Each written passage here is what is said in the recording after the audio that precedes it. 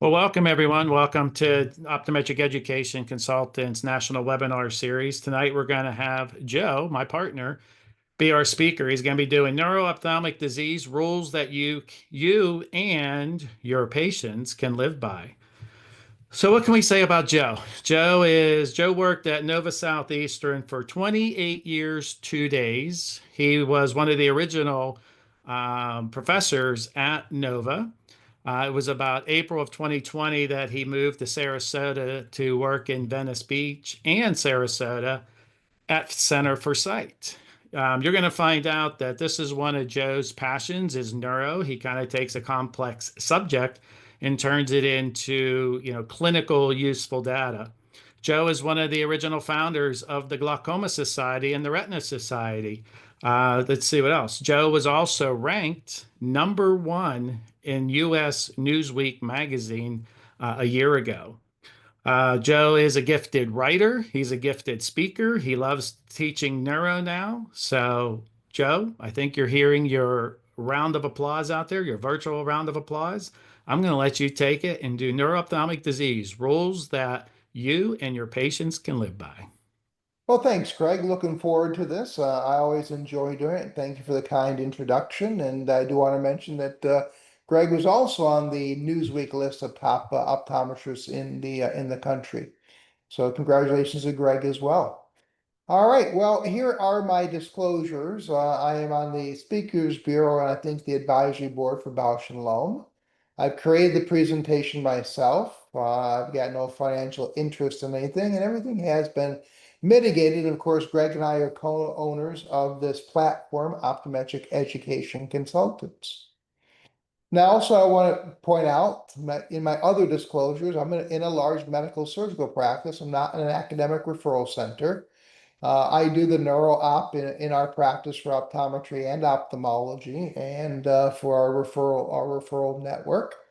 I book 25 to 30 patients a day, primary care, glaucoma, cornea, contact lenses, emergencies, and neuro op. And I function pretty much as everybody does here today as a clinician. I don't have 2 hours to do a neuro op evaluation. I have to think fast, move fast, and get to the patient properly. So I see neuro-op patients as part of my clinical practice. It's not the sole focus of my clinical practice. It's a part of my clinical practice. I'm here to share with you what I do know and what I have learned.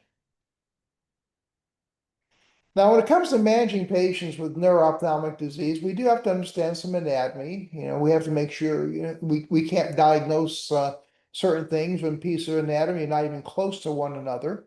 So we do have to have a fundamental understanding of anatomy. And there's some fundamental principles and some simple rules I'm going to try to give to you that you can use. And it helps to develop a network of referral physicians with which to work. A neuroradiologist, I have an imaging center that I like to work with. They've been doing very good work for me, and I continue to utilize them.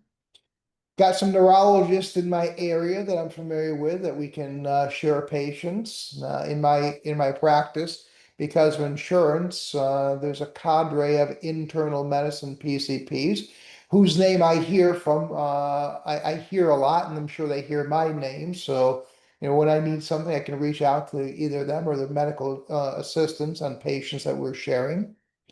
Neurosurgeons, we got a couple neurosurgeons in my area that do good work with brain tumors and make sure that they are familiar with me, I'm familiar with them, and of course, rheumatology.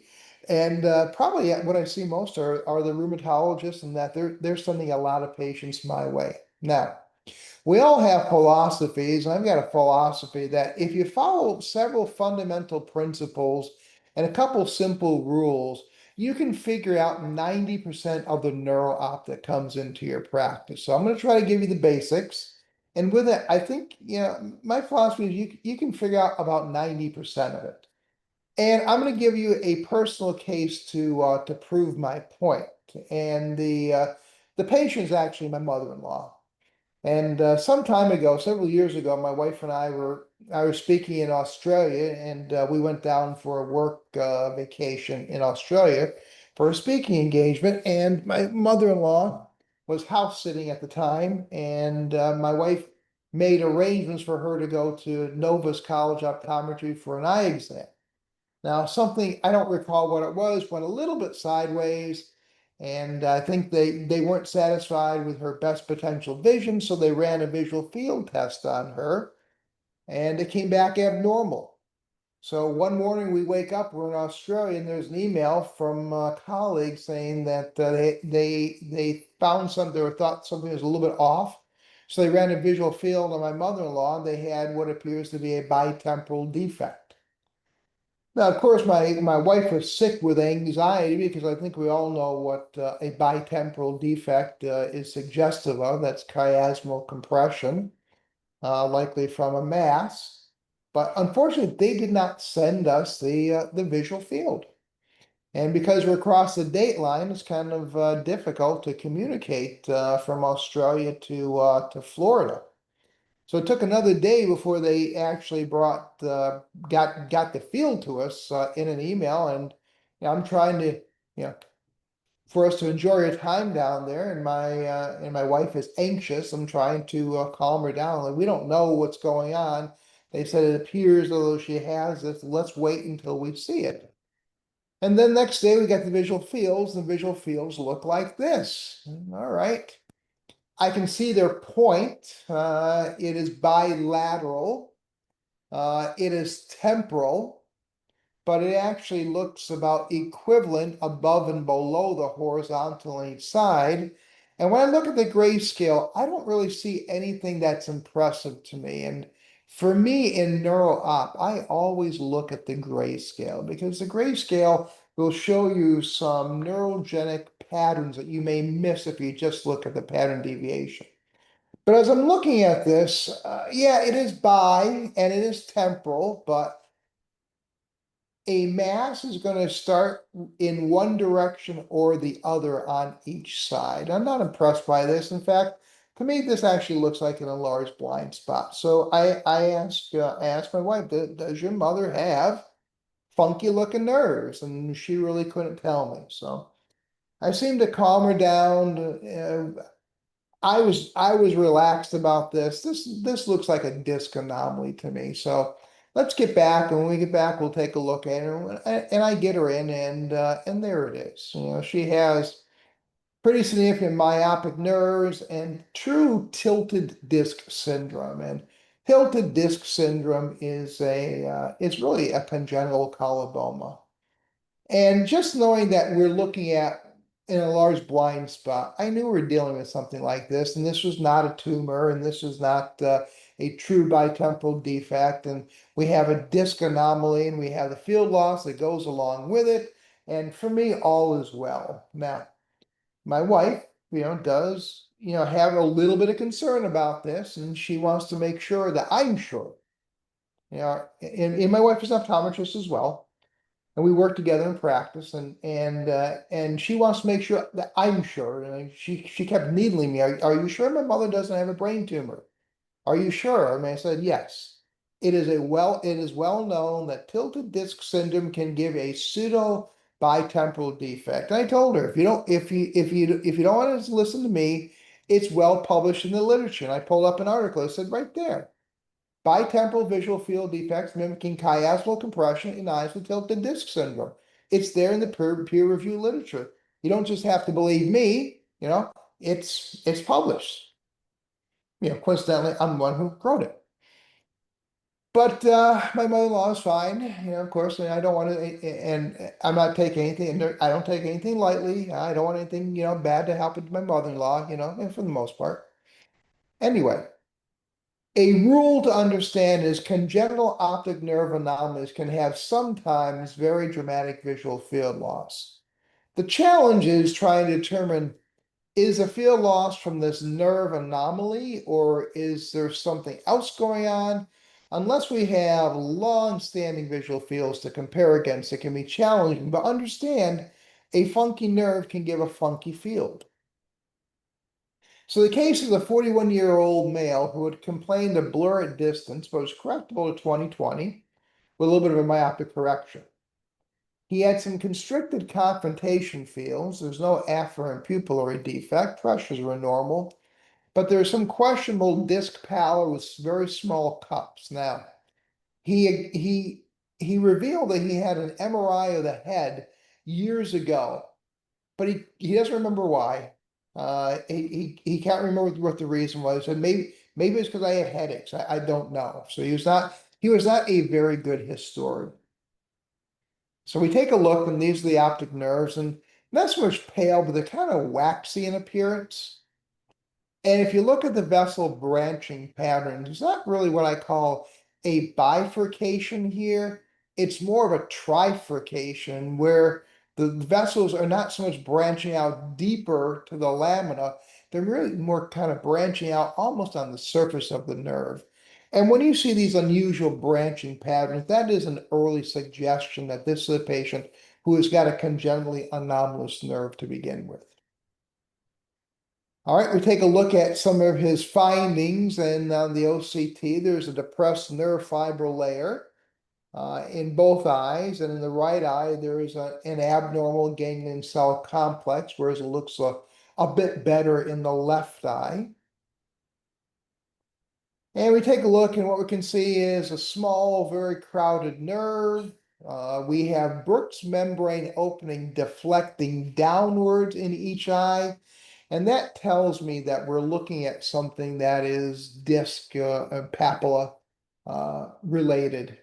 Whereas if you had increased intracranial pressure or papilledema, this would be forced upwards. So this would deflect upwards. And we can see right here this hyporeflective core with a little hyper-reflective border, and this is what we're looking at, our disc drusen, and that's exactly what he had. Now this right here is a blood vessel, and maybe we have what is called a FOMS right here, and maybe there's a little bit of a FOMS right here, hard to tell, but this is a strong suggestion of disc drusen. But look at the fields. Right, those disc drusen are they do have a tendency to compromise the bundles as they go through, and that is almost a fairly hemianopic defect. Now, there is a reason for this to be here, but we have to take notice of this. This is very dramatic. Now, fundus autofluorescence was not done. I don't think we had it available at the time, but B scan was done, and it was pretty characteristic. Very hyperrefractile optic nerve spike, suggestive of disc drusen. Now, you may wonder, what about the MRI with those fields? We take a look, and yes, he's got disc drusen. He's got a reason to have field loss, more of a congenital anomaly, but the pattern is such that it merits imaging, and this is a person that I did neuro image, and everything came out actually normal. Now, this is disc drusen. He's got a congenital defect. He's got field loss. He's got nerve fiber layer loss. Now, do you treat this? Can you treat this? The answer is no. Unfortunately, historically, there has been a study that showed a potential neuroprotective effect of brimonidine, but the studies were wildly flawed, and too many people made these very broad leaps of faith calling brimonidine neuroprotective, and it really isn't. So this is not anything that can be treated. This is not anything that needs to be treated. There's no intervention. And please remember, brimonidine is not neuroprotectant. We don't do anything for this. And this is another patient I saw relatively recently, and they had well-known disc drusen. In fact, disc drusen were obvious even ophthalmoscopically, but this is what we're kind of looking for right here, are these hyporeflective cores with a hyper-reflective border. And this is a very nice example. Now, this right here, these are blood vessels, but this is drusen. It's always going to be anterior to the lamina cribrosa. Hyper-reflective border with a hyporeflective core. And looking at this, maybe this ovoid mass right here might be what is called a FOMS. Now, FOMS, we want to make sure we don't use acronyms too cavalierly. These are parapapillary hyperreflective ovoid mass-like structures in the optic nerve, FOMS, and they're pretty common, but we don't know what they are. But if we look at OCT, it's these ovoid things. Now, this right here would probably be a drusen, and this would be a FOMS. And the FOMS can also give a pseudo-edematous type of appearance and an elevation appearing of the optic nerve. And here's a nice example of a FOMS right there. And that's not a drusen, that's something else that we don't actually know what it is. We think it's probably axoplasmic stasis. It's been associated with optic disc drusen. It's been associated with tilted optic nerves. It's also been associated with papilledema. And we know they exist, but we don't know what they are. And the analogy that I like to make is it's like UFOs. Greg, I'm not sure if you remember, maybe about a year ago, there was a lot of news about UFOs, and the government said, yeah, they're UFOs. They exist. We don't know what they are. And that was it. Just yeah, UFOs exist. We don't know what they are, and that was the end of it. I didn't really see that coming. That I would think you'd want to know what it is. Same thing for FOMs. We know they exist. We just don't know what they are. Greg, anything coming to the chat or anything you want to add? Um, Nothing in the chat. I do want to add is that you'll see at times, and we've never discussed this, so I kind of want to go with your thoughts here. We'll see these progress, and a lot of people I've heard speakers say that the optic nerve head drusen move, and then it creates the issue, and so on. Creates the nerve and the nerve fiber layer to die, and then you get that visual field progression. And I agree with you that you can try everything you want, the brimonidines, the IOP lowering, it's not going to stop the visual field defect. But I have heard, and this is what I believe, and looking at OCTs, that those drusen are not moving. It's just that they're taking up space and whatever, maybe over time, blood flow, but it's really atrophy of the neuroretinal rim above it that's dying, and maybe it becomes visible. So they're not, are you in the arena that they're not moving and they're stationary, and then just the axons are dying around it and creating the visual field defect? Yeah, I agree with you, Greg. I think you're right. And in fact, you can say that it's almost analogous to glaucoma, where you have changing appearance of the optic nerve because of atrophy of tissue. Just that happens when it happens with this, the drusen become a little bit more visible. So I agree with your thoughts of the latter, that it's the atrophy of the ganglion cells that make these things more visible, so to speak. Yeah, I was just recently at a lecture, and I didn't, raise my hand and say, but it's sitting in the back, and just they were talking about how they move, and we see these on the OCTs. They're really not moving, and Mhm. so they're just kind of stationary out there. Just want the audience to kind of be a part of that. So. Yeah, I don't really see how they would possibly move. Maybe the stuff around it disappears, but them moving, not really likely. Well, here's an important rule: never diagnose idiopathic anything with a patient with a history of cancer. Neuroophthalmically, it's cancer until proven otherwise. Now, granted, there's a big difference between a woman treated 25 years ago for breast cancer and a man treated last year for prostate cancer. But it is cancer until proven otherwise. Don't don't fall back on idiopathic or even ischemic anything in a person with a history of cancer until you roll it out. And one of the first things I ask when I come across anybody with a cranial neuropathy, double vision, is there any history of cancer? So the patient was a 73-year-old male who comes in. This is one of the first patients I saw in my new practice. And he had a new onset vertical double vision, which ascribed to a left fourth nerve palsy. Pretty straightforward, and it was relieved by two prism base down in front of the eye. Felt a lot better. Of course, we can use some Fresnel prism, but then he added a couple things. He said, "Doc, my gripper is off." He He was telling me he was having some weakness in in one hand. I forget which one it was. All right.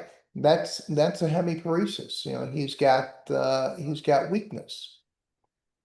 Medical history, he had yeah, he left. He had treated lung cancer. He had gone through therapy, he had gone through surgery. He was in remission, reportedly, but he was on what he said was a maintenance dose of chemotherapy. Now, fourth nerve palsies are generally fairly benign, but with a history of cancer, the complexity of a left-handed weakness, this is the kind of person I'm going to investigate further. Is with a few cases of fourth nerve palsy that I have ever neuroimaged. I did neuroimage him. I saw him on a Thursday. By Monday, he was in hospice from brain metastases. So if you're ever wondering what to do if a patient does have a history of cancer, first thing we need to do is always rule it out for neuro-op disease. So Greg, that brings me to polling question number one. Which of the following should be considered a neuro-ophthalmic emergency? Acute painful double vision, acute painful vision loss, acute painful ptosis, acute painful pupil dilation, or acute painful pupil miosis?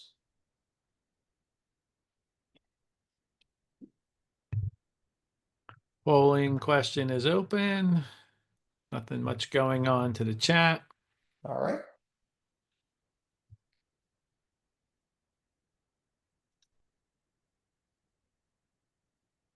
Let people ponder this for a moment.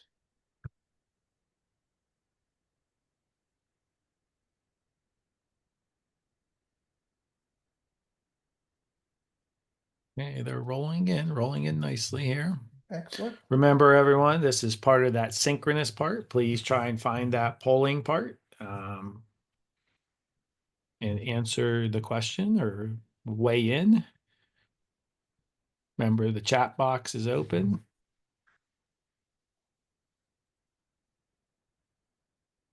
I do not have a new poll. Not sure how to coach you there with that. It is open. Make sure you go to the icon in the upper right-hand corner of your screen. If you're on a computer, that's where it is. On a Yes. device, I'm not sure where that is. So, And that may be the problem. Don't worry, you'll be getting credit. all right, let's see. I think we got a nice weigh in here. Let me check the chat box one more time. All right. Is there any video box doesn't cover the question? Aha. I think someone's trying to get on to you, Joe. All right, display.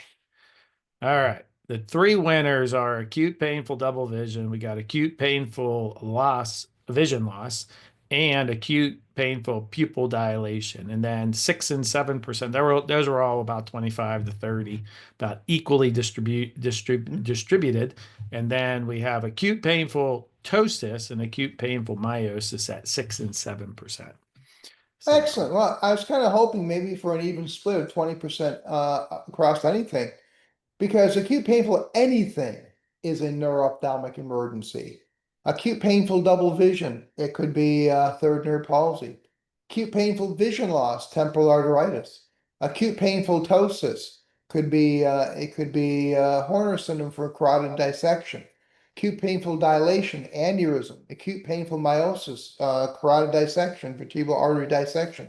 So acute painful anything is going to be a neuro-op emergency. So whatever you chose was the right answer. I was kind of hoping to get an equal split, 20% against and across all of them. So it brings me now to polling question number two. A 50-year-old man wakes up 3 months ago with count finger vision of one eye and comes in now. How long do you have to evaluate him and figure out what's wrong with him? 50-year-old male, 3 months ago, wakes up, he's got count fingers in one eye. Being the typical middle-aged male, waits 3 months before he comes in to see what's wrong. How long do we have to figure this out? 1 day, 2 days, 1 week, or 3 months.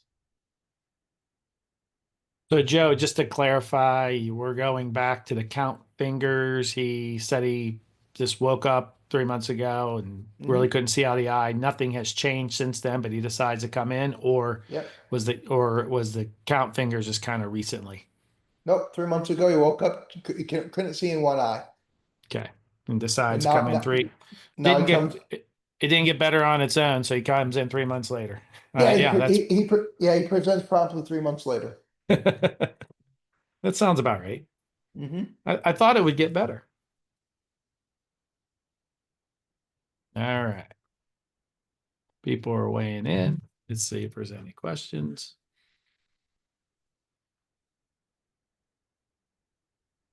People have seen that, so they've had that happen to them. All right, so let's display these answers. Looks like the trend is set. So no one went for 2 days.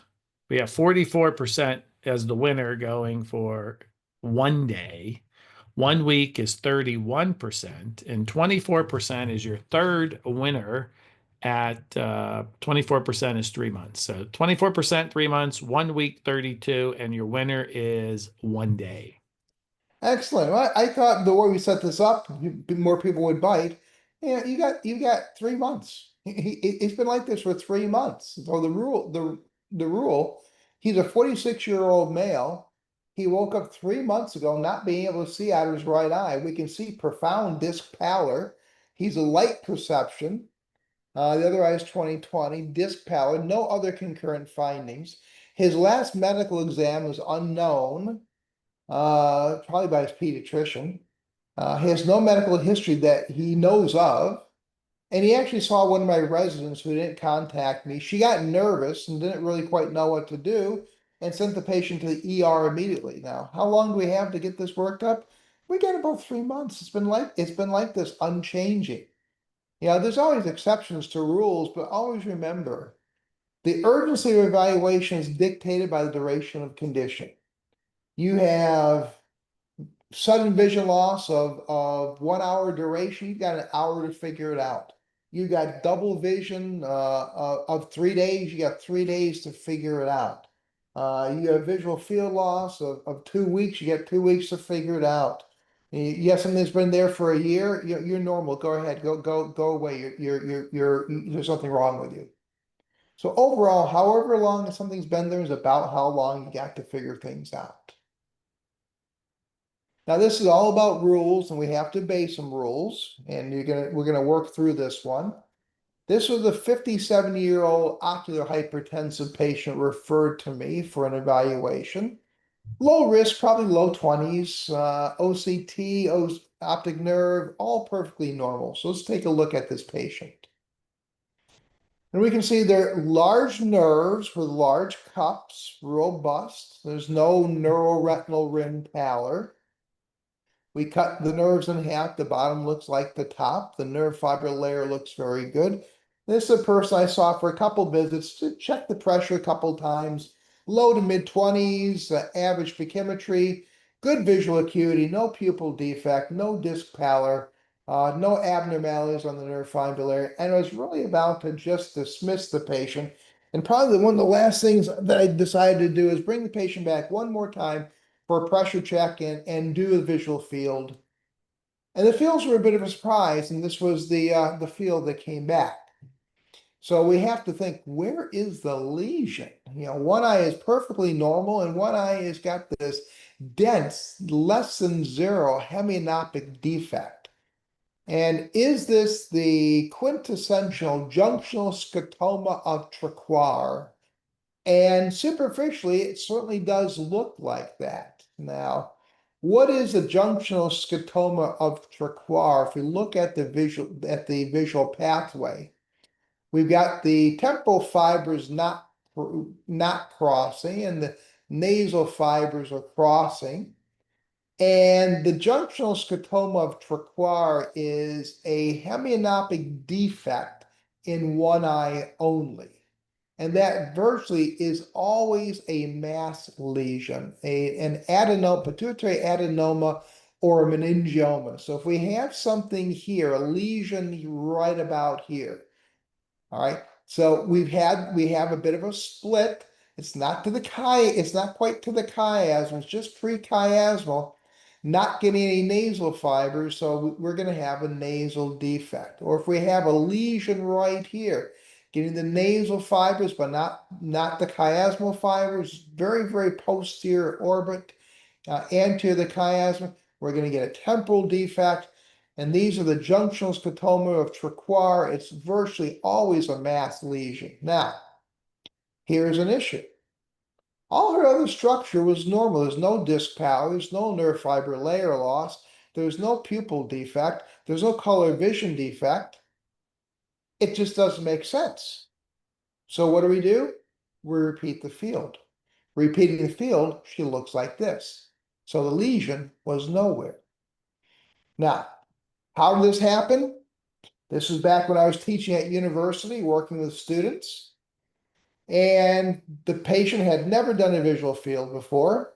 And sometimes I think maybe the student had never done a visual field before and gave bad instruction and told the patient not that we're going to test your right eye first, we're going to test your right side first. And probably said that once or twice. So the patient was under the impression she should ignore everything on the right, which she on the left or on the right, which she did. All right. She ignored everything based upon the instructions. So chiasmal and retrochiasmal lesions will have bilateral involvement. Unilateral field loss is anterior visual pathway disease, but it's got to show something identifiable in damage to the vision, the disc tissue, the nerve fiber layer, the color vision, or the pupil pathway. They don't exist in isolation. She existed in isolation, ergo it can't exist. We repeat it, we find out, indeed, it was just bad testing. So a rule is a patient can fake a field, but they can't fake a nerve fiber layer defect or they can't fake a pupil defect. So that is always very important to understand. Anterior chiasmal lesions are going to be unilateral and they're going to have some other findings that are identifiable. Now, Greg, a paper came out not that long ago that actually looked at a patient's ability with some training to give a neurogenic field. It's actually pretty easy.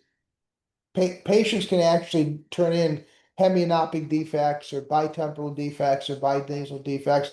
They can do them actually pretty easily. So a patient can actually fake or turn in an abnormal field and they could be still perfectly normal. Maybe we should teach that on YouTube and then we can drive some eye doctors crazy. Exactly. Now, here's another rule this rule is very important to me. I try to teach it to everybody. Non-arteritic anterior ischemic optic neuropathy should never be a diagnosis of convenience. Too many times I see people, optometrists and ophthalmologists, using this term and saying, you probably had a stroke in the eye to explain something that they don't really quite know the answer to immediately and don't want to do the evaluation or don't want to send the patient out. Patient, a 59-year-old male who had come into university setting sometime a year earlier. Routine examination, cup to disc was about 0.5 by 0.5 OU assessed. Pressure was 20. Patient was given a prescription for glasses and released. Now, 2 years later, the patient returns and complains of slowly progressive loss of vision in his right eye. At this time, now there's a relative afferent defect in the right eye, 20 AV visual acuity, left eye is 20/20. There is a superior altitudinal defect splitting fixation in the right eye, mild defects in the left eye, and there's some disc pallor in the right eye. And the patient said, well, was told by the clinicians, yeah, you probably had a stroke in the eye. It's a non-arteritic anterior ischemic optic neuropathy. There's no test that we can do to prove it, and there's no treatment. So it just is, it just was. There's nothing to do about it. That brings me to polling question number 3. For our audience, what is wrong with this diagnosis of non-arteritic anterior ischemic optic neuropathy? Is the cupping too large? Is the clinical course inconsistent? Is it the wrong type of field defect? Or is the field defect in the other eye a problem?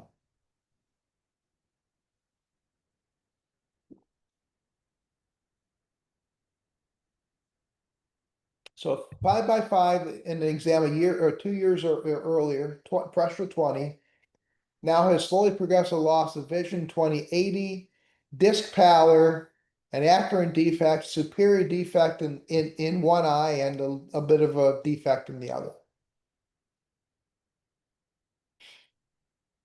What about this clinical picture don't we like? What's wrong? What's wrong with this diagnosis?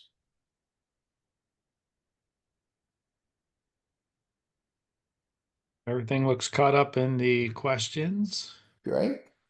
Polls are rolling in.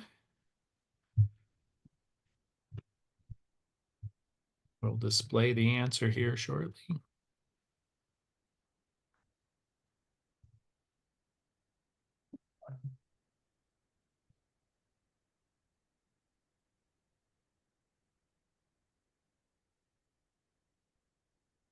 All right. I think we got a good.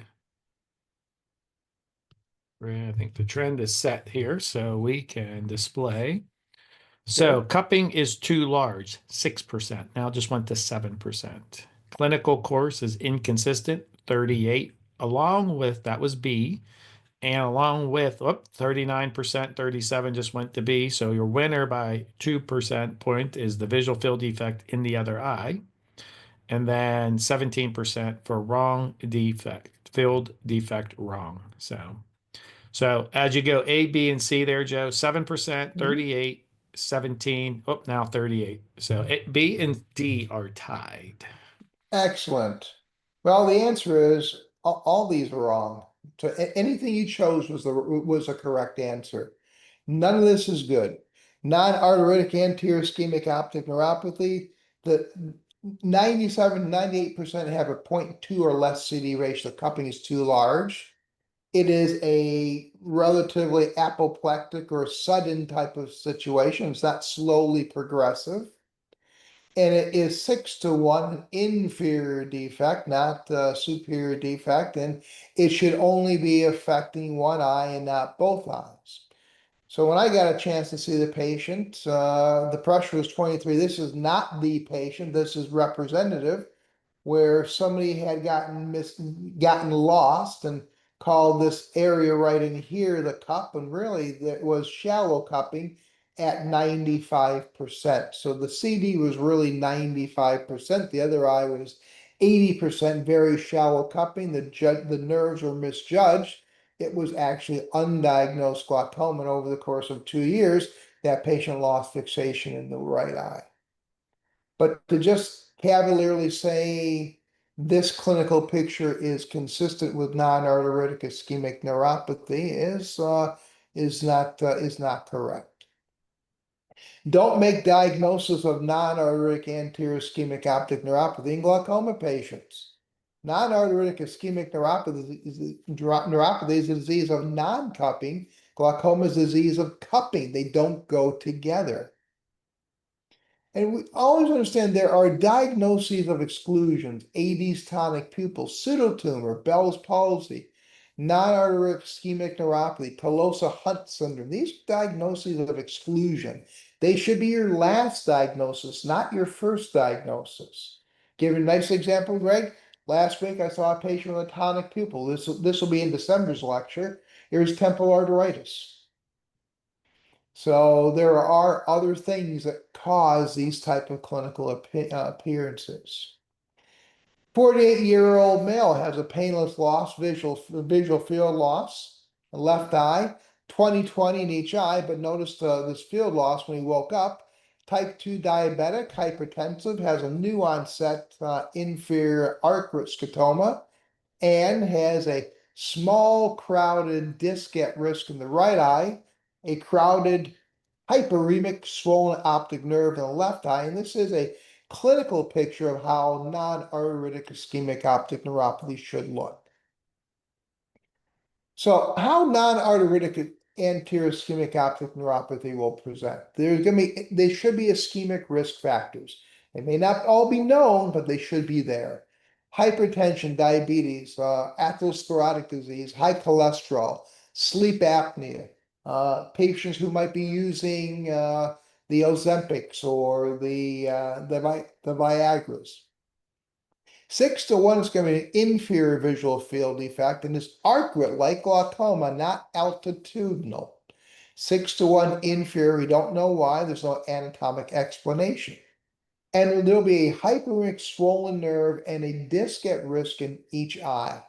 97% of patients with non-arteritic ischemic neuropathy have a less than 0.2 CD ratio, and the others are misdiagnosed. They tend to have progressive moderate vision loss. As long as the optic nerve is swollen, vision loss can progress.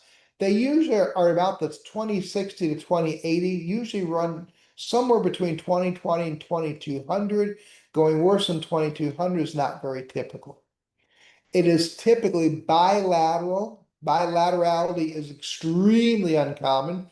Only happens about 15% of cases, and that's after about 5 years. The earliest I've ever encountered this is the late 30s or early 40s. Of course, as a patient gets older and more vascularly challenged, more likely it's going to happen. They often will find it when they wake up, and it is a painless disease. As opposed to arteritic ischemic neuropathy, which has a pale swollen optic nerve and pain of some sort, like head pain, jaw pain, scalp pain, shoulder pain, hip pain. And the vision loss is usually very severe. No light perception, count fingers is actually fairly common. If they can measure visual field defect, it is again typically an inferior arcuate defect. And giant cell arteritis and polymyalgia rheumatica are both risk factors for an arteritic ischemic neuropathy. Now, average age is about 72 to 73. It is not that common under age 60, but any patient over the age of 50 is at risk. And there's a very high risk bilateral involvement, meaning that in 65% of cases, these patients will go on to bilateral involvement with either an artery occlusion or ischemic neuropathy at an average of about 10 days. This becomes a bit of an emergent situation. So diagnosing arteritic ischemic neuropathy, we've got to do a good history, ask about the non-visual symptoms. Headache, very common. Scalp tenderness, jaw claudication, ear pain, temporal tenderness, malaise, weight loss, loss of appetite. Of course, we're going to do our examination and lab studies. We're suspecting ischemic neuropathy from temporal arteritis. Will be a SED rate, C-reactive protein, and platelet counts. There's a few other things that can be ordered, but generally speaking, these are all that I do. ESR can be lowered by statins and NSAIDs. A lot of our patients are on these medicines. The C-reactive protein is not really affected by the statins or NSAIDs. That's very helpful. And an elevated platelet count is actually very helpful and very diagnostic. So initial symptoms, headache is very common, and it doesn't have to be a debilitating headache. It can be a chronic irritating headache. Polymyalgia rheumatica is a risk factor. In fact, polymyalgia rheumatica is probably in the same spectrum of disease process as giant cell arteritis. We think chair, hair, stare, and fair. Chairs, hard for them to get out of chairs. Hair hurts when they comb their hair. It's tough for them to go upstairs. And I put in here fair because we used to think that this was a Caucasian disease, and it really isn't. That does happen in patients of color. I've actually encountered it. Fever of unknown origin. Visual symptoms without vision loss, such as transient ischemic attacks or transient diplopia, which may not be happening in the office. Weakness, malaise, fatigue, and what all these things have in common is they can actually have a normal exam. They have giant cell arteritis, and they have symptoms, but they don't have an ocular manifestation. And this is really the time to diagnose these patients. When we look at the vascular distribution, the temporal, occipital artery, carotid artery, lingual artery, facial artery, you can see that head pain can be anywhere. It can be the top of the head, it can be back in the occipital region, it can be in the temporal region, it could be in the mandibular region. So the headache and the head pain can have a wide distribution. A rule to remember is non-arteritic is diagnosed in the negative. It's not diagnosed by what it is, it's diagnosed by what it isn't. It isn't arteritic. So how do you prove it's not arteritic is to prove it is not arteritic. And that's why I always get the test done. Unless it's medically impossible, I'm going to be getting sed rate, C-reactive protein, and platelets on any patient with an ischemic neuropathy or any patient over the age of 50 with an acute optic neuropathy. Case in point, 66-year-old female has new sudden onset vision loss. She's 2400, but that is long-standing from her macular scar. But she notices her vision has changed about a day earlier, and there is a new onset inferior arcuate defect on her visual field. Now, she has a little bit of disc edema, a little bit of pallor, no hemorrhages, no telangiectatic vessels. Her left eye is a small crowded disc at risk, both small crowded nerves, less than a 0.2 CD ratio. She's got mild headache relieved by over-the-counter analgesics. Not anything debilitating. A little malaise, a little loss of appetite. She lost 7 pounds over the course of about 4 weeks. Has no jaw claudication, no temporal head pain. And I can tell you, she was not a person in distress. In fact, she was a typical Sarasota suburbanite. She was there in the chair in her tennis outfit. The question is, what do you do? You know, she's got this mild symptoms, a disc at risk, a bit of a swollen nerve, and you may think this is a person. Let's call it a non-arteritic ischemic neuropathy, but that would be a mistake. I got blood drawn her through the hospital immediately. Her SED rate was 96. Within 3 hours, she was in a hospital bed with steroids flowing into her arm, maintaining the vision in her good eye. So rule is any acute vision loss in the elderly is giant cell arteritis until proven otherwise. Always consider this. It's okay to be wrong, but this should always be a top consideration. And by definition, Greg, what's the definition of elderly? Well, unfortunately, 50 and above, and we are just the messenger. Yep. Don't hate the player, hate the game. It's not what we say. It's what medicine says. 50 and above, it's always on the menu. So, Greg, that brings me to polling question number 4. What optic nerve feature indicates something other than glaucoma? Is it a disc hemorrhage? Is it disc pallor? Is it notching of the rim tissue? Or is it parapapillary atrophy? What's one thing that you see should make you think something other than or in addition to glaucoma?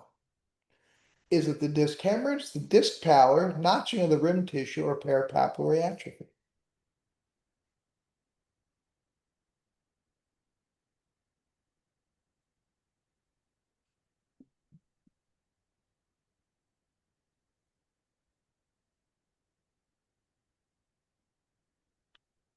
Slacking my duties. You usually do that. Let me check the chat box out here. We are good. You're caught up. Excellent. And polls are rolling in nicely. We got a winner showing up here.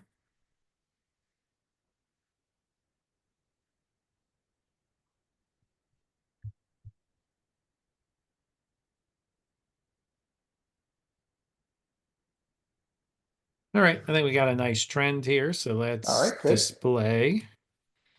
And so the winner at 59% is optic disc pallor.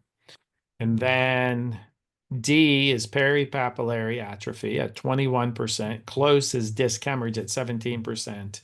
And notching of the neuroretinal rim was 2%. Excellent. So I'm going to put two rules together that go hand in hand that will keep you out of a lot of trouble with optic nerve disease. Pallor and excessive cupping indicates something other than or in addition to glaucoma. And I'm not talking about the 90%, 95% cup nerve when you're looking at scleral tissue and everything looks pale. I'm talking about the 50, 60, 70% cup where you can actually see pallor of the rim tissue. So pallor in excessive cupping is something other than or in addition to glaucoma. And with that rule is the next one. Nothing notches nerve like glaucoma though. Focal rim atrophy doesn't happen from trauma, doesn't happen from tumors, doesn't happen from ischemia, doesn't happen from demyelinization, it doesn't happen from bad luck. Nothing notches a nerve like glaucoma. Now we think in the age of imaging, because now we have OCT, OCTA, do we really need to do fields? Nobody likes doing fields. We don't like doing them. Gums up our office. Technicians don't like it. Patients certainly don't like it. Well, this is a 54-year-old Nigerian man who was referred to me for glaucoma management. He had been diagnosed with glaucoma 6 years earlier in Nigeria, underwent no treatment. I don't know why. But he presents with 20/30 vision right eye, hand motion left eye, and an afferent defect. And he had been told by the referring physician, you've got vision loss from glaucoma. It's not coming back. We have to maintain the vision in your other eye. Now, the OCT is actually normal in his right eye and only moderately depressed in the left eye. There's certainly no pattern there, other than that there's nerve fiber layer loss. GCC was not in vogue at that time. His pressure was 30 and 23, had been put on a prostaglandin before he had seen me, and the pressure was 17 and 15 when I saw the patient. So certainly elevated pressure with vision loss. And we take a look, and what I like about photographs is you can look at them side by side, and they're large nerves cupped to about 75% in each eye. And the right nerve is on your left side is very pink and perfused, but if we make the comparison, the left one is very pale. Now, that's about a 75% cupped nerve, 80%, but we can see that there is pallor of the neuroretinal rim, and that is not a count fingers or hand motion vision if this were strictly glaucoma. So do we really need to do fields? Yes, we have to do fields because the OCT told us there was something wrong only in one eye. We can see that there is a nice junctional scotoma and a bitemporal defect from a very large pituitary adenoma. So yes, we still need to do fields in the age of imaging because sometimes it's not always just glaucoma.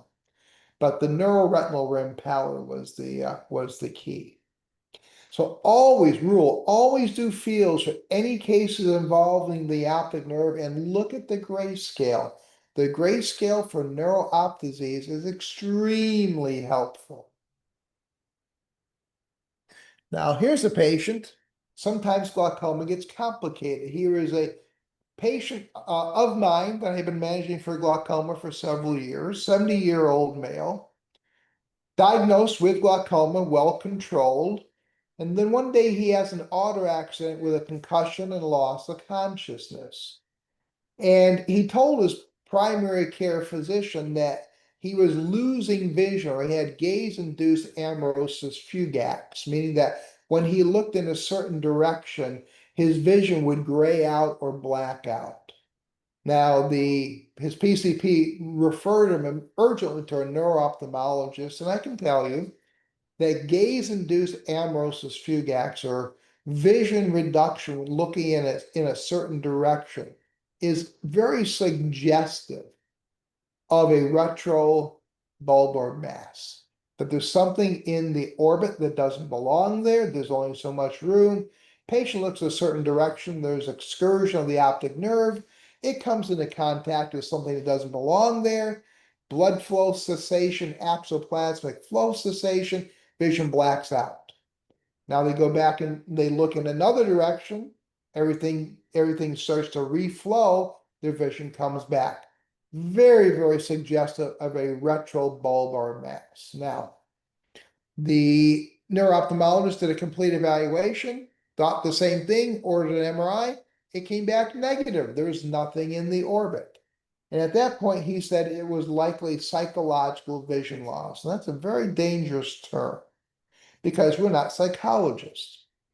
So the patient did not like that. He really did not like being called crazy, which is what he felt the neuro-ophthalmologist was doing. And he presented back to me with his same complaints.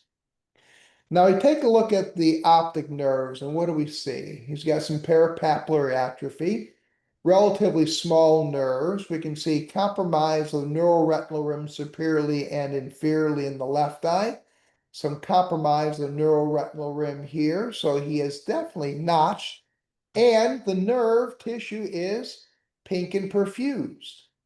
So rule number one, pallor and excessive cupping. Well, he doesn't have any pallor. Rule number two, nothing notches a nerve like glaucoma. So what are we looking at here? This is a patient with glaucoma. What about his gaze-induced vision loss? We had a discussion about it, and when we ferreted it out, he said he only noticed it when he shaves in the morning.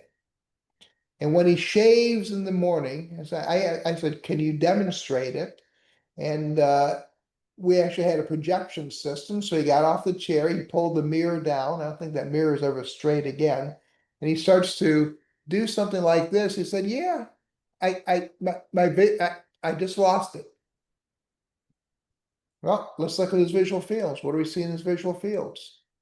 He's got pronounced visual field loss, and when he shaved and he turns his head, his nose blocks part of the visual field that compensates.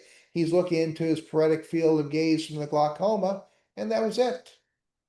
Sometimes it is glaucoma, nothing more. So there's no tumor. He was not pale. He was notched. What does he have? He's got glaucoma. But we always worry about the patients who have the tumors, for example, the normal tension patients. We worry about them. Which one of those? Because we do know that compressive lesions can cause concentric enlargement of the cup. They do that, but they do it with pallor, and they don't notch the neuroretinal rim. This was a great manuscript from '98 in ophthalmology. This was a study done at Bascom Palmer. It was a collaboration between the neuro-op department and the glaucoma department. And what they wanted to do is try to find in a series of normal tension glaucoma patients, what are the features that differentiate glaucoma from a compressive tumor? Because I think many people always worry that they're looking at something, they think they're dealing with glaucoma, and they might actually be dealing with a compressive tumor. So they looked at a series of normal tensive patients who had unusual presentations, who underwent neuroimaging as part of their glaucoma evaluation, and compared that to a group of patients in the neuro-op department who had known compressive lesions on the optic nerve, so they can compare and contrast them. And this is a wonderful manuscript, very basic, very simple, very elegant. It really illuminates who are these glaucoma suspects that need neuroimaging versus the ones that don't. And what they found that patients with glaucoma were older, had better or normal visual acuity or expected visual acuity, greater vertical loss of the neuroretinal rim, i.e. notching, more frequent disc hemorrhage. In fact, disc hemorrhage was 100% specific for glaucoma. Not one tumor patient had a disc hemorrhage. They didn't have neuroretinal rim pallor, and their field defects were horizontal. People who had tumors had unexplained vision loss or vision less than 20/40. They had vertical field defects. They had pallor of the neuroretinal rim, and they were younger. So more indicative of a compressive tumor than glaucoma are people who are younger, who had unexplained vision loss, vertical field defects, and neuroretinal rim pallor. And Greg, I follow this all the time. These are the ones that I'm going to neuroimage. If they don't have these features, generally speaking, it's glaucoma and nothing but. Any thoughts here? No, I think you summed that up. How to, which one's the image and how to separate out glaucoma. I think those are great pearls to live by. So diagnosing, here's a rule, diagnosing Horner syndrome is insufficient. You've got to try to ascertain a cause and never assume that it's benign. So polling question number 5, which patient with Horner syndrome should be sent immediately to an ER? An asymptomatic 15-year-old with heterochromia, a 69-year-old smoker with cough and a hoarse voice, or a 35-year-old person with neck pain and headache after receiving a vigorous massage?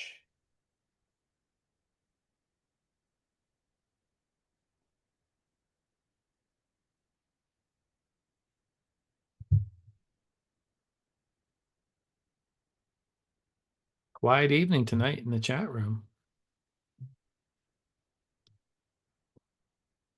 Poll is open.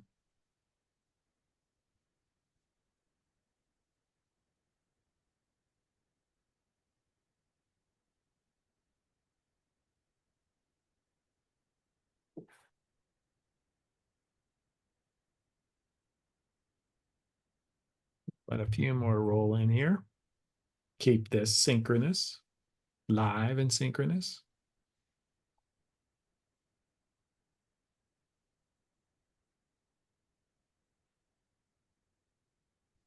All right, let's share the results. Excellent.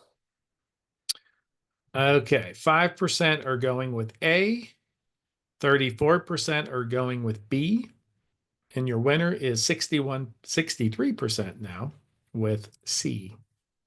Excellent. Excellent. I like everybody's thought processes and their uh, their decision making here. Let's start with case history. He's a 46-year-old male who presents with a droopy left eye, which began 6 weeks earlier. All right, so let's start off with going back to one of my first rules. How long do I have to figure this out, Greg? You have as long as it presented. 6 or weeks. whenever the symptoms come on. This was 6 weeks in this example. The other one was 3 months. All right, so I got about 6 weeks to figure this out. So he's got a droopy left eye, began about 6 weeks ago. He had headache and numbness on the same side, and he also had a case of hives. I'm not really sure what that meant. So he went to an ER where they diagnosed him with a sty and put him on some topical medicines. And he got referred to me by a local optometrist. Now, the optometrist didn't see him as a patient. He actually ran into him in a social situation. Patient found out he was an optometrist, talked to the optometrist, said, I want you to go see my buddy Joe and see what he has to think about this. So his medical history is unremarkable. His ocular history is unremarkable. Medical history, mitral valve prolapse, reflux disease. He's using Prilosec, metoprolol, Xanax, prednisone. He had used prednisone for the hives. And it looks like he probably is using Lipitor and Claritin. Probably had some cholesterol issues as well. So he's 20/20 each eye. Motility confrontation fields are unremarkable. He had a left upper lid ptosis, left meiosis. Everything else was unremarkable, and this is what he looks like. And we can see he has got a pronounced ptosis of about 6 weeks duration. Hard to see if there's but there was an asymmetry of the pupils. He was 4 and 6 and 3 and 4, so there was a little bit of asymmetry there. Smaller pupil on the left side. So what do we think? We're gonna postulate this is probably a Horner syndrome, but we want to prove it. What are we gonna do now? We're gonna use a 0.5% aproclonidine or iopidine, put it in the eye, and here's what happens. The pupil dilates and the eyelid comes up. In fact, it looks like he now has a right Horner syndrome, or this caused a reversal of the Horners. So now we've gone from a droopy lid with a smaller pupil to a higher lid with a bigger pupil. So this is a positive iopidine or a positive aproclonidine test. Important to use this medicine. We're not using phenylephrine, and we're not using alphagan. We're using iopidine, and it even causes what we notice is now a reversal. This looks like a left Horners. Now he looks like he has a right Horners. So what is Horners? Strictly speaking, it's a triad, but I'm going to use that. I should put that in quotation marks. But it's disruption of the sympathetic innervation to the eye and face, causing miosis, upper and lower lid ptosis, and anhidrosis of the facial skin. Now, a Horner syndrome without the anhidrosis is an incomplete. We have ptosis and meiosis, but you don't have anhidrosis. I don't put cornstarch on a patient, Greg. If a patient tells me they don't sweat on one side, I'm good with that. I'm satisfied. But the lesion affects the sympathetic plexus fibers as they coat the internal carotid plexus, but it can spare the carotid plexus controlling the facial sweat gland. So this can also manifest just as an isolated ptosis, an isolated meiosis, or an isolated anhidrosis. So triad should be in quotation marks. Not every syndrome is going to be complete. So here's what happens. It begins in the dorsolateral hypothalamus. The active sympathetic plexus goes down the spinal cord. This is the first order lesion. It's going to synapse in the spinal cord, climb up over and go to the superior cervical ganglion. Then it's going to break off and go to the sweat glands of the face, to the pupil, and to the muscle of Mueller. So it's a 1, 2, 3 neuron arc. Now, here's what I don't like about it. This is why neuro-op doesn't always make sense. It travels this huge circuitous route when it'd be a whole lot easier if it just went from here to here, wouldn't it? I just don't get it. You know, it should go from here to here. That doesn't make sense to follow all this, but neuro-op is sometimes complicated. So anything can happen in the circuitous route. So we got the first order, we got the second order, we got the third orders. The first order can be stroke, tumor, demyelinating disease. Second order, tumor, lung cancer, metastatic disease, thyroid adenomas. Any person who's having arm or scapular pain or weakness should be suspected of having a Pancoast tumor. The third order has always been quote unquote the benign ones. So you can have headache syndromes such as cluster migraines, internal carotid dissection, zoster, trauma. There are a number of things that can happen to the third order, or this part right here. Now, pharmacological testing, we used to use cocaine and hydroxyamphetamine.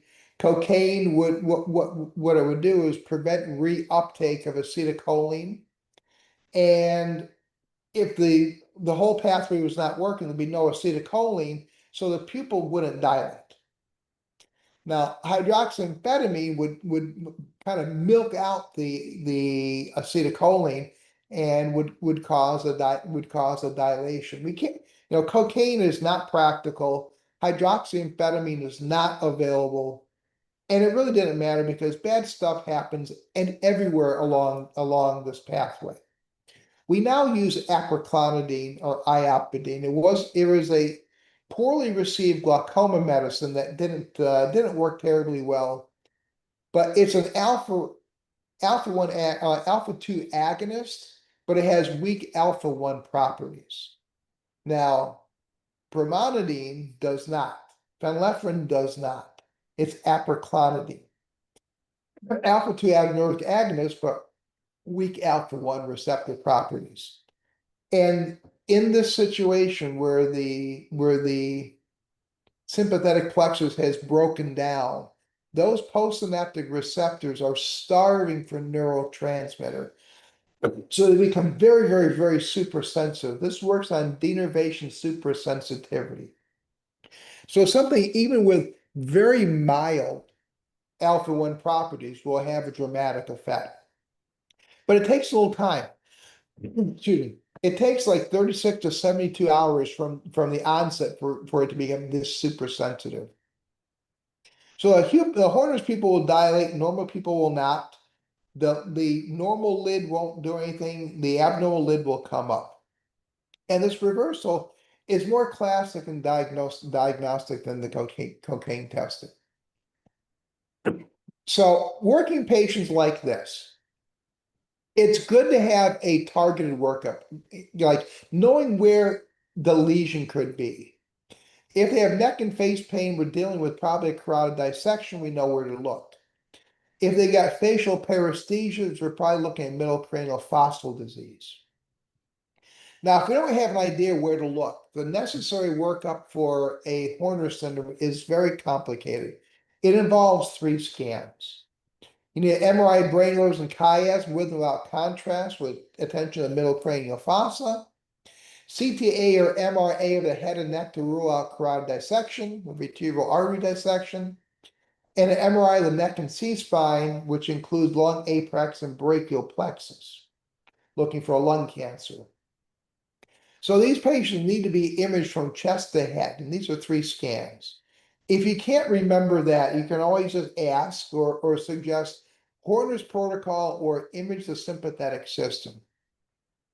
Now, this is a patient, excuse me, where I order all the testing. He underwent everything, and everything came back normal. So we did not find a cause. We did attempt to look at it. Excuse me, Greg. I'm gonna step out in the audience. I'm gonna get a quick sip of water. Be right back. Sorry about that. Be right back. No worries. Let me check the chat box.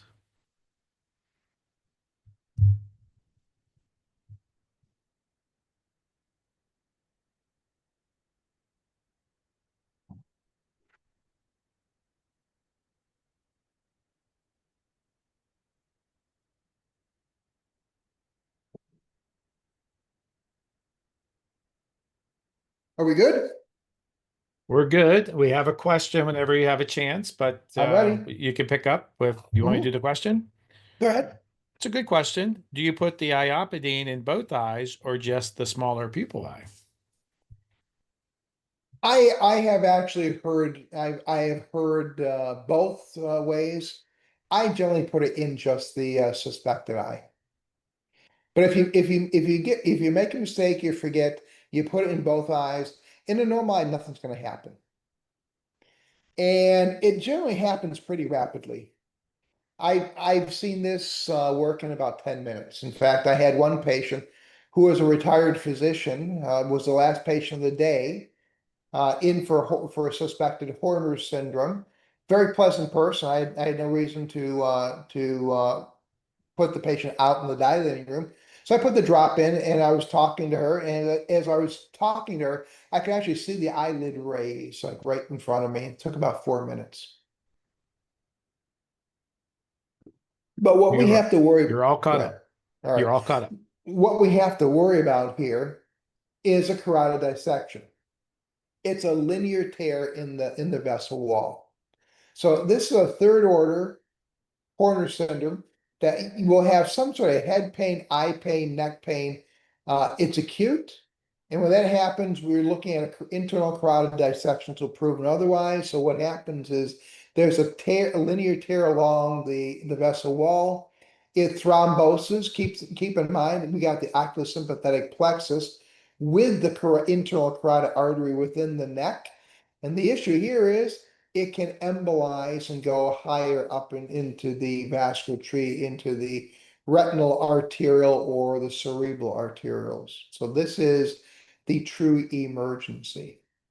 So carotid dissection patients, there can be some gradual onset of neck or hemicranial pain, can be face pain, can be eye pain. It's often post-traumatic, like roller coasters, whiplash, carotid manipulation. One of my former residents had this happen. She developed a dissection and almost died from it. Post-surgical from neck dissection and endarterectomy, and it can happen spontaneously. Good friend of ours was working out in a hotel gym doing curls, had a pop, had a headache, and developed a carotid dissection. So carotid dissection, it has other neurological findings. Horner syndrome is the calling card that we're going to see. They can have TIA, stroke, ischemic neuropathy, subarachnoid hemorrhage, cranial nerve palsies.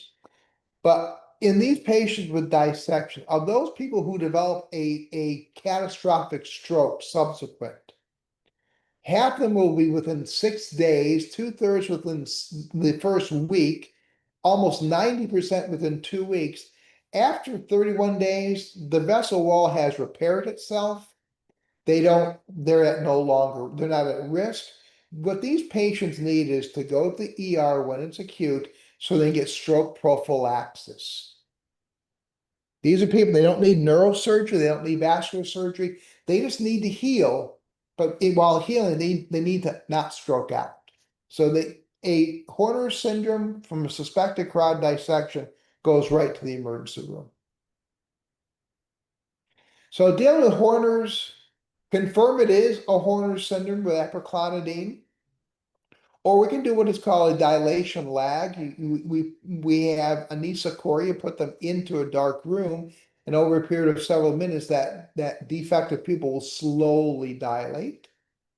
We've got to determine if there's accidental or surgical trauma as a cause, and we need urgent imaging. CT, CTA, MR, MRA, the head and neck that's been less than 2 weeks, looking for a dissection. If it is a dissection, they need to be seen by stroke neurology. And of course, we probably should have somebody image the lung apex looking for a tumor. She's a 59-year Hey, old Joe, female. Yeah, let me just throw out, sure. I don't do a ton of neuro like you do, but I mean, I think this is a good clinical pearl is that when I went to PCO and I was taught I would see most of the Horners and I'd be diagnosing lung cancer. And I think the ones that I've seen that have been Horners or pupil involved have been kind of from the treatment of the lung cancer, not me really, being hero and finding it, but oh, okay, this makes sense because you had lung cancer treatment, so on and so forth.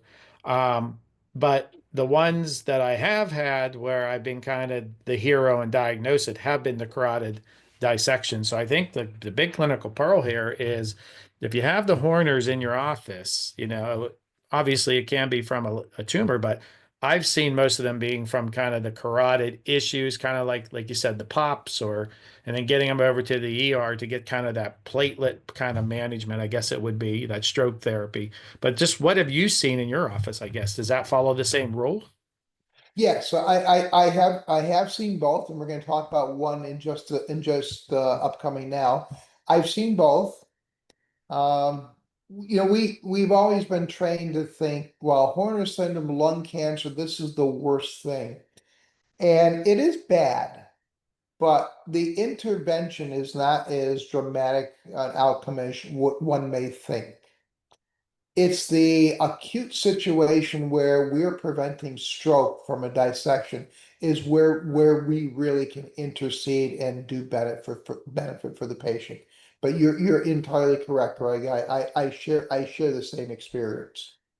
I kind of think of Horners as kind of almost like a CRAO type of when they come in, or I hear people or people ask, like, what should I do? Like, okay, we have to figure out if this is carotid dissection. And then it's like almost to like a stroke ready hospital to manage these Mhm. people. So And the important thing is to tell them what to specifically look for. Now, she's a 59-year-old female long-term glaucoma patient, comes in for her glaucoma follow-up. Was never a really great glaucoma patient. She'd come probably once every, 8 to 12 months, 8 to 14 months. But she reports a drooping right eye and a smaller pupil for about a month. Noticed about the same time she'd been diagnosed with lung cancer and underwent a lobectomy. And she did have scapular pain and weakness in her right hand now. Lung cancer, pancreatitis, high blood pressure, acid reflux. Social history: smokes a pack a day for about 45 years and drinks a 6-pack of beer daily, and that is her conservative estimate.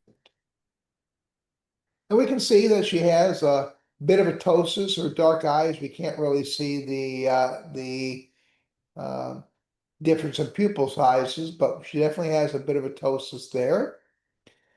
So I did no pharmacologic testing. She has new onset ptosis and meiosis with a diagnosis of lung cancer, recent lung surgery, and she has what you're referring to is the lung cancer or the Pancoast syndrome, which is a lung cancer of the apex of the lung involving the apical chest wall. And because of where it is, the oculosympathetic plexus will travel over it in its course. Treatment for the Pancoast is chemotherapy, radiation, surgical. And here's the important thing to understand is that there's a grim prognosis. The 5-year survival rate is about 30 to 50%. So it's not really a good outcome. Now, it could be as high as 90% if there are certain favorable tumor characteristics, but I leave that to the oncologist. But this is that as you got a fairly grim prognosis. And as such, it's not an emergency, not like a preventing stroke from a dissection. So here's a rule: always suspect the worst. He's a 63-year-old male who's got a sudden onset orbital pain of 3 days duration. Diabetic, hypertensive, on Coumadin with a pacemaker, all important parts of the story. He's got no vision change, but he walks in as an emergency. Now, he develops an orbital pain and headache on a Friday, gets worse on a Saturday, worse on a Sunday, and he comes on a Monday for an emergency evaluation, and he looks like this. And what we can see here is, and I have seen this patient before. He's actually one of my glaucoma patients. He's never looked like this before. And he's got a partial ptosis. We can see there's probably an exodeviation here. So when we lift his lid, he cannot look up. He cannot look down. He can abduct his eye, but he cannot adduct his eye. So elevation, depression, adduction deficits with good abduction, and a partial ptosis. And what I'm trying to show here is he had a responsive 2 mm pupil in the left eye, a 5 mm completely unresponsive to light pupil in the right. So his diagnosis is a right partial third nerve palsy, likely from an aneurysm. So let's talk about the anatomy here and what it is and what matters. Now we take a look at this in subarachnoid space. The posterior communicating artery runs parallel to the third nerve. In subarachnoid space, the pupillomotor fibers coat the third nerve. They're very external. So because it runs parallel, the vessel and the nerve run parallel, there's potential for a ballooning aneurysm of the posterior communicating artery to touch that nerve and deflect it, causing dysfunction. Now, anatomy is very important.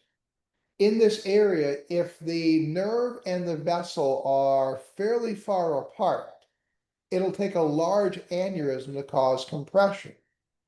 Conversely, if the nerve and the vessel are relatively closer together, a small aneurysm can cause compression, but could easily be missed on neuroimaging. Now, this is the area here, the circle of Willis. The third nerve runs parallel to the posterior communicating artery. You can also have an aneurysm of the internal carotid artery, or at the junction of the posterior communicating artery and the basilar artery. But it's all in the same anatomic area. We know exactly where to look and who to speak to. Now, what is it about the pupillomotor fibers? Well, they coat the third nerve. So something compressing from the outside will affect the pupillomotor fibers as well as the cranial nerve 3.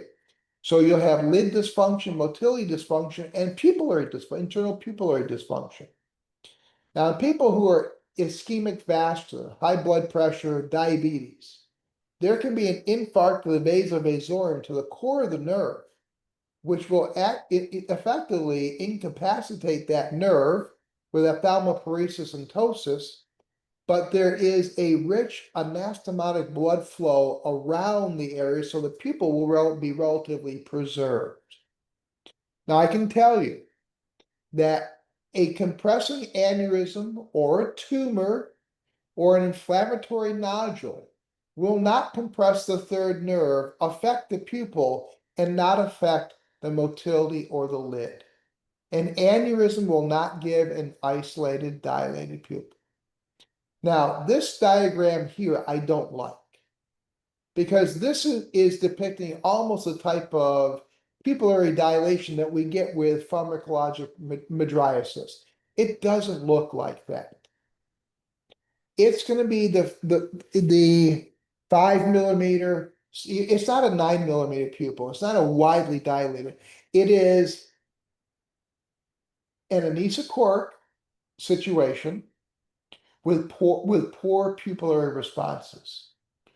The dilation might be 4, 5, 6 millimeters, but there'll be anesochoria that we worse in light than dark, and the pupil will be poorly responsive. And it's not just the pupil size; it is also the pupil response. All very important, and that's what I need to see: the sluggishness of the pupil. Well, this is a true emergency because within a month, about half these patients will die from rupture of the aneurysm.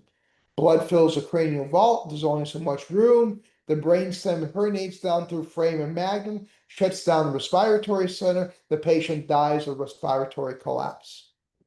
20% of these patients will die within 48 hours from rupture of the aneurysm. So time is of the essence. They need emergency care. They need to be seen in the ER, and they need to be seen by neurosurgery. Now, time counts. You may say, why not just send in the ER? You can only send in the ER if you're willing to help out, because this is your typical ER physician when they come across a patient with an eye problem. They don't feel comfortable.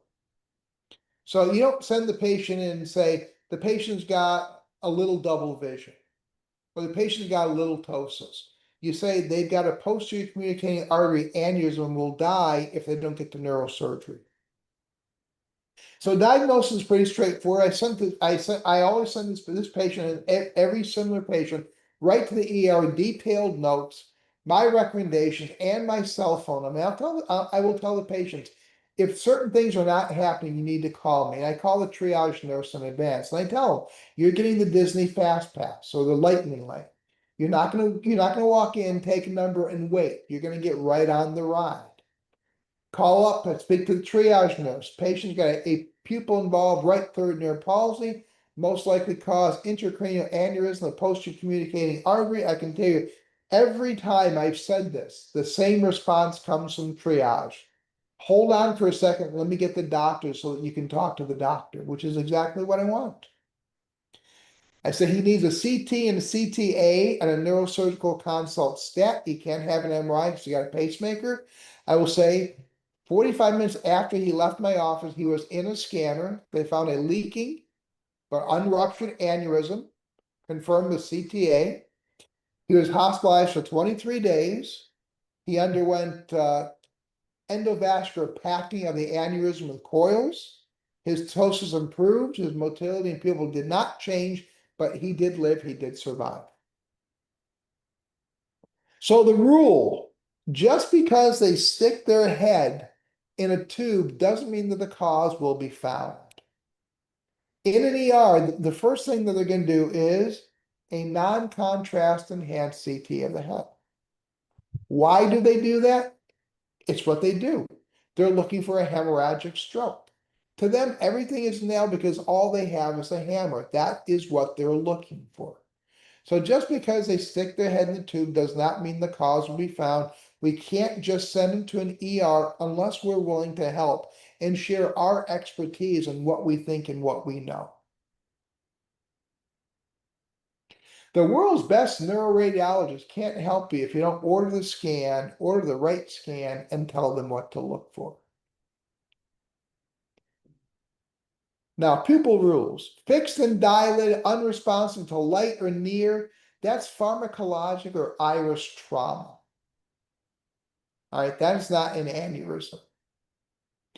Now, Greg, let me ask you this. Okay, we got the poll coming up.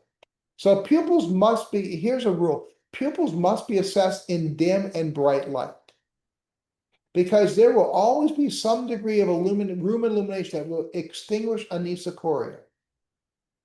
And don't just leave it to the technicians. You've got a patient who's got an aneurysm, you look at them in dim light, pupils may be equal. You turn the lights up, patient may have a carotid dissection and a Horner syndrome, pupils will be perla. So we have to look at them in dim and bright because there will always be some level of illumination that will extinguish the anisocoria. And this is what we're looking. I'm not looking for this. All right. I'm not looking for that 8 or 9 millimeter pupil that is totally unreactive to light. This is actually a pharmacologic misadventure with Qbrexza, which is an anti-sweat product. There's a 15-year-old who got it in his eye, had a fixed dilated pupil, was worked up for an aneurysm in the ER before the patient came to see me. That's not what I'm looking for. I'm looking for this, right? I'm looking for a little bit of anisocorium. Of course, we got to look at it in bright and dim. And this is the people that just doesn't respond. This may be brisk. This is very dull. It's the response that's important. It's not just the pupil dilation or the anisocoria. Remember, Greg, we turn the lights down on this patient, they could be equal. Pupils can easily be equal. So I'm looking for what is the responsiveness to the pupil as well. That's a good pearl to point out. So here's our final polling question. Which patient should be immediately sent to the ER? A 69-year-old hypertensive diabetic woman with a complete painless third nerve palsy and normal pupils. A 15-year-old male with unilateral isolated fixed and dilated pupil unresponsive to light and near. A 50-year-old with a painful partial third nerve palsy and normal pupils. Or a 60-year-old person with a painful complete third nerve palsy and a dilated pupil.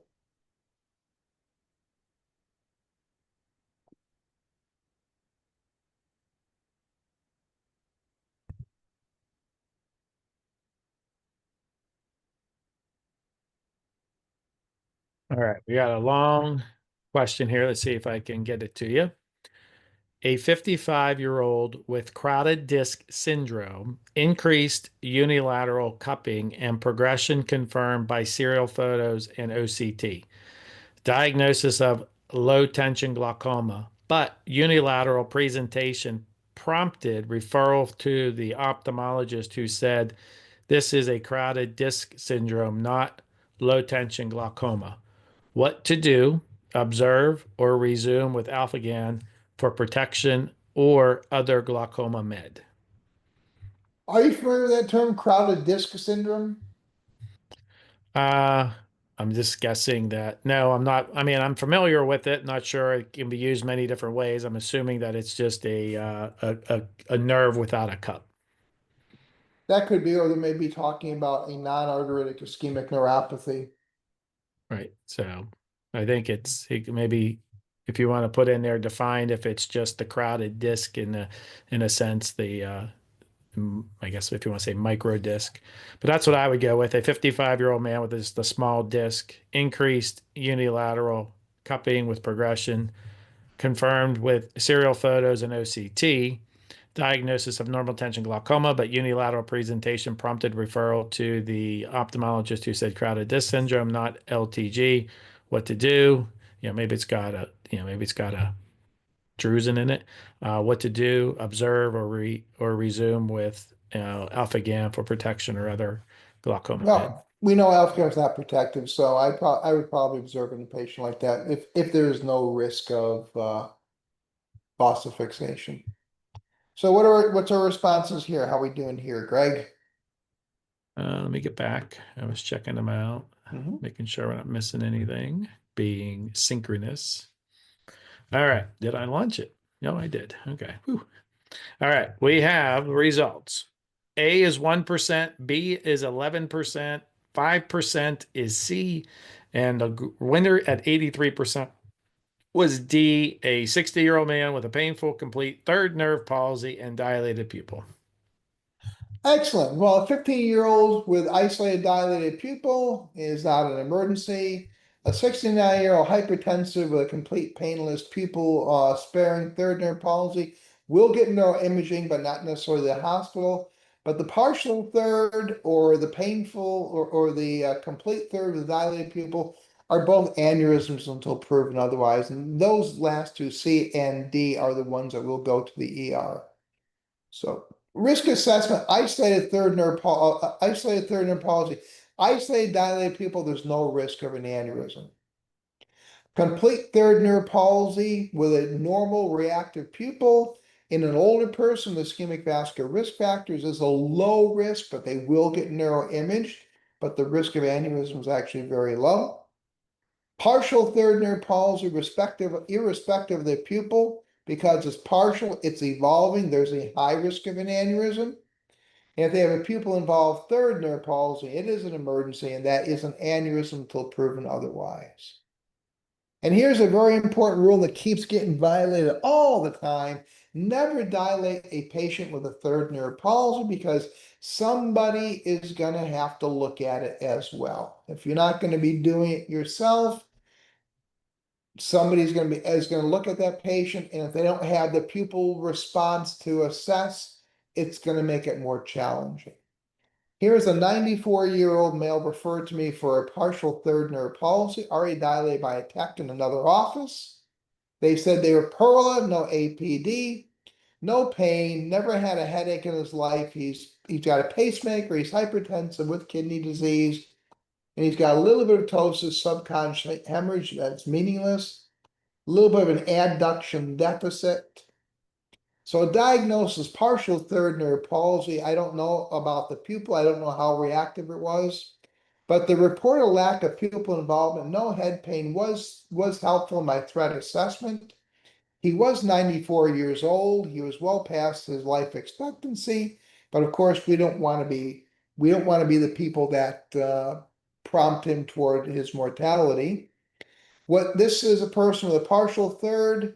He needs he needs imaging with CTA or an MRI, CT. I had to work with the ER. They did their best. His kidneys couldn't take the contrast, so we couldn't get the CTA. He couldn't get the MRI, MRA. The only thing he got was a non-contrast enhanced CT of the head, showed no bleed, and they said you probably had a stroke.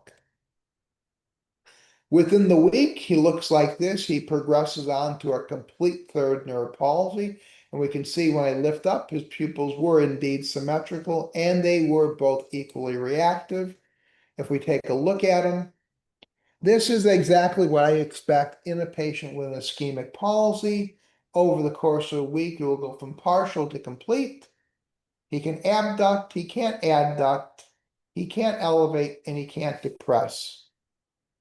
No head pain, pupils are normal. He now has a complete third nerve palsy. At this point, I feel pretty confident he is vascular. In 6 weeks, he's going to show improvements. In 12 weeks, he should show resolution. And this is what he looked like 11 weeks later. Ptosis is improved, motility is much improved. He not only has double vision when he lays on his side and looks at his alarm clock, and he is doing quite well. And this turned out to be an ischemic vascular, non-aneurysmal third nerve palsy. So partial third, here's how they develop. There may or may not be pain. If it's ischemic, the pain often comes first in the double vision. Or it can come concurrently with the motility dysfunction. That could be inflammatory, ischemic, aneurysmal. But they always start with a little bit of ptosis, about 1 to 3 millimeters, and a little bit of an adduction deficit. So ptosis and adduction deficit are typically the first signs. And then they start to have the supraduction deficit. Pupil, we're looking for normal reactive. There might be mild anisocoria, but we're looking for an asymmetric reactivity, the one being more sluggish. But what I have seen as third nerve palsies develop and they progress, we start with a little ptosis and a little adduction deficit. Here's a patient, partial third nerve, little ptosis, a little bit of an adduction deficit on first presentation. And of course, she was neuroimaged and there was no aneurysm. 3 days later, she looks like this. Close your eye. Look at me and close your right eye. Look at me. All right, there it goes. So now there's the down and out. She was fixating with this eye. We can see that it is getting worse over the course of several days. And this is pretty typical. And at a week, this is what she looks like, and she's now complete.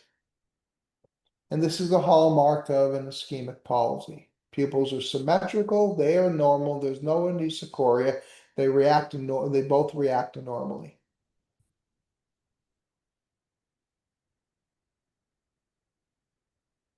And this is another person who's got an evolving third nerve palsy, his first onset of issues with double vision, little bit of ptosis, and a little bit of an adduction deficit.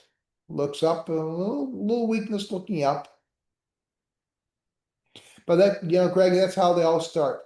Little ptosis, little adduction deficit. That's usually the very first presentation.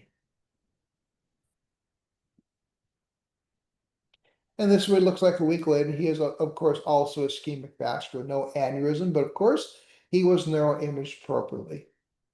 Now he's got a complete palsy, can't look up, can't look down, can abduct, but he cannot adduct his eye. So Joe, never dilate. did you Yeah, image all these patients or are yes. you like, okay, all right. Yep. A third nerve palsy needs imaging. I start at the top and work down if I can't get certain things. I don't negotiate upwards. What they need is CT, CTA, MRA. CT looking for blood, CTA looking for aneurysm.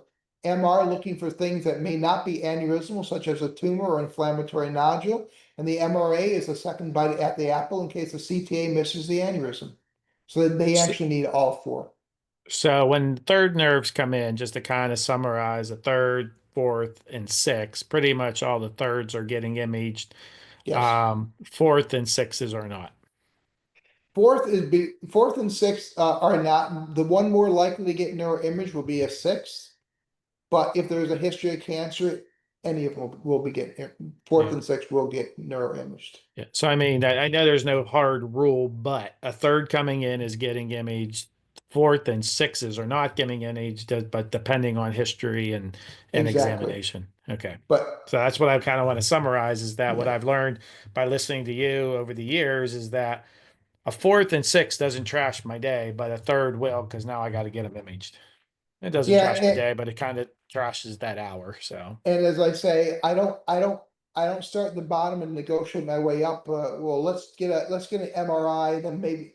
Now I start at the top and I will negotiate down if something can't be done. But they CT looking for blood, CTA looking for the aneurysm, MRI looking for non-aneurysmal causes that might be a tumor or inflammatory nodule, and the MRA is a second bite of the apple just in case the CTA missed the aneurysm. They need all four. So that is about it, Greg. I think one of my final rules for techs, residents, and students and assistants, when encountering any new onset diplopia or ptosis, stop. I tell them to stop. So this is my last. I'm not going to go through everything, but these are some of the rules that we just talked about that we've gone all through. If you want to use this in the audience, if you want to use this as your resource slide, these are the rules that you and your patients can live by. We talked about each and every one of them. If you follow these rules, I'm going to say you can probably figure out 90% of the neuro op that comes into your office. And with that, Greg, I think we are done. So with So that, I, Joe, I think there you have a Mhm. question, and I think Good. really with all the neuro that we do, kind of um, via the webinars and via the live meetings, the question came in. It says, "Are the number of neuro-ophthalmologists in the country decreasing?" Yes. There are 45 fellowships, and I think last year only 25 filled. So the neuro-ophthalmologist, and we have some really great ones that come to our live meetings, and that from time to time we have them do webinars. But really, the neuro-ophthalmologists are just trying to train as many optometrists out there to really help out because the number is decreasing, and the time to get into a neuro-ophthalmologist is um, long waits. I mean, 3 to 6 months. And in some of these Mhm. cases, we got to learn how to identify the urgent, is what Joe covered so well tonight, to be able to help these patients that need kind of the urgent care and the quick rolling out. So with that said, let me just show this on your screen. If you look over on the right side, at least if you're on a computer, you're going to see this little red dot. You can start that survey. For those who have been here before, you've probably already figured that out. So thank you, and complete that survey. We need that. Let me just check one more time, Joe, for questions. It Mhm. looks like everything has been answered. So with that said, thanks everyone for attending. Questions have been answered. Polls have been answered. This was neuro-ophthalmic disease rules that you and your patients can live by. This was a synchronous virtual course. Joe, thank you for again taking complex issues, allowing us to inhale, exhale, kind of clarify what we can do in our office to really help these patients, as we just talked about, with the low amount of neuro-ophthalmologists out there, not really wanting to send these to retina, how we can help our patients out, use those triage nurses, and get the patient at times fast passed into the ER. So thank you for doing this. Of course. Always enjoy it. So that And will end always the and education. I'll always enjoy Oh, working with you, Greg. yep, right back at you, partner. All right. Thanks, everyone. That will end the education.